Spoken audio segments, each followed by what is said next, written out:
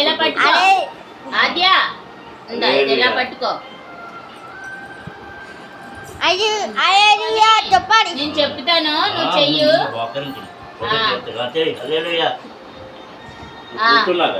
నేను చెప్తాను, చెయ్యి. కలిమి తండ్రి యేసయ్యా చెప్పు. తండ్రి యేసయ్యా చెప్పు. నన్ను చెప్పు. తండ్రి యేసయ్యా నన్ను కాపాడినందుకు స్తోత్రం. నన్ను అమ్మని అన్నయ్యని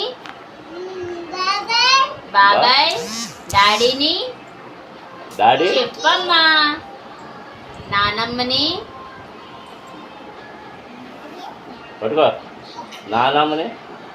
మా నానమ్మని